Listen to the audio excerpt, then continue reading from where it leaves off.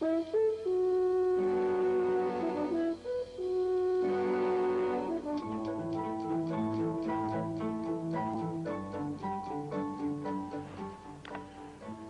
in 1956, I wrote and recorded something we called The Strangest Secret. Without advertising or fanfare of any kind, it outsold all other non-musical, non-entertainment type recordings. It's been heard by millions and millions of people throughout the free world, and in the process, created a brand new industry. Learning through listening. On one of these solid-state cassette tape players. This player has revolutionized the learning process. Now people listen in their automobiles while driving to and from work and on sales calls, time that was formerly wasted, on their commuter train with the little earpiece, in the bathroom while shaving in the morning, at the dinner table with the children gathered around the table and the whole family together for a change. This has made a tremendous difference in the business of learning. But getting back to The Strangest Secret, what makes a bestseller? What was there about that recording that caused millions of people to want to hear it over and over again and let their children hear it and play it for their employees and their sales forces? Well, I'm making a talk here today in which I'll cover the highlights and philosophy of The Strangest Secret, and I'd like to invite you to join us, and I hope you find it of some value.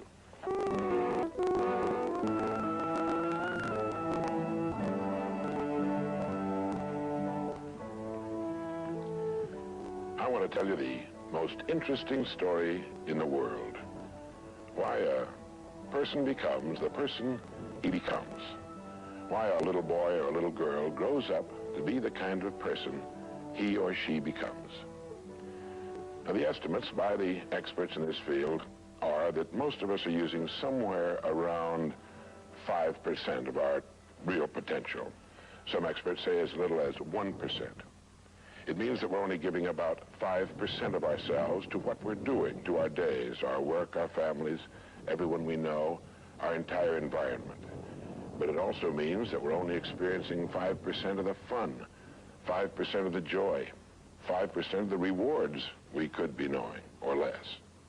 All the experts are agreed that in each of us, there are deep reservoirs of ability, even genius, that we habitually fail to use. Why? We know that most people desire by nature to succeed. But what is success? What is this word that has become so famous in the world? What does it mean? Most people don't know what success is all about. And since they don't know what it's about, they really don't know where to look for it. Success is really nothing more than the progressive realization of a worthy ideal. This means that any person who knows what he's doing and where he's going is a success. Any person with a goal toward which he's working is a successful person.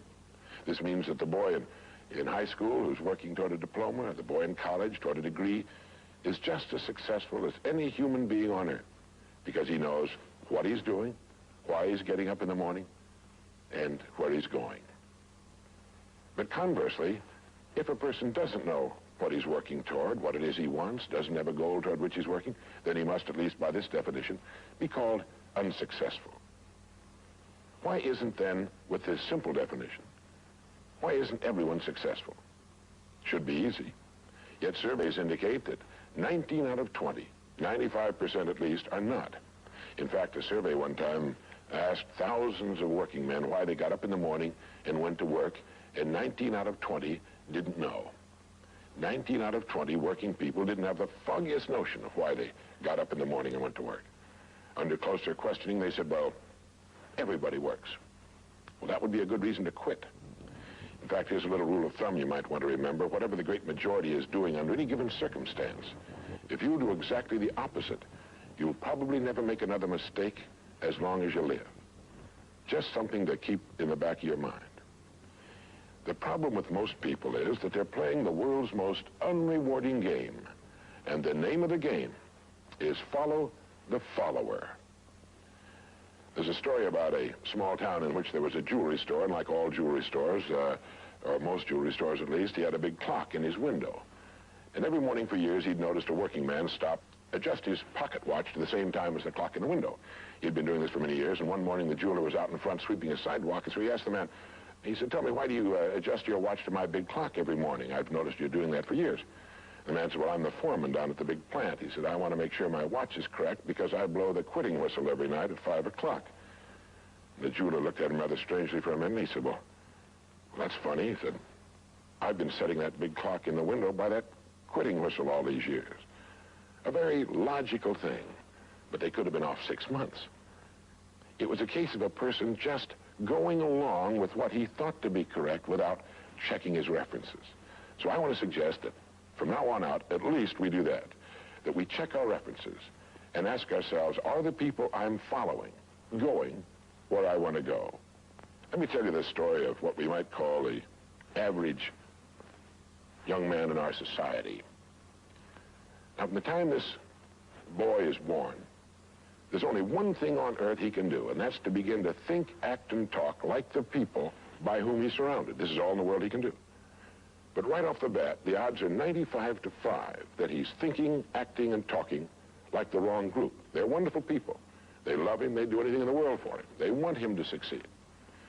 But the odds are 95 to 5 they haven't got the answers he needs if he's to reach fulfillment as a human being, if he's to reach this success that he wants, if he's to reach into these deep reservoirs of ability and genius we know he possesses and draw it out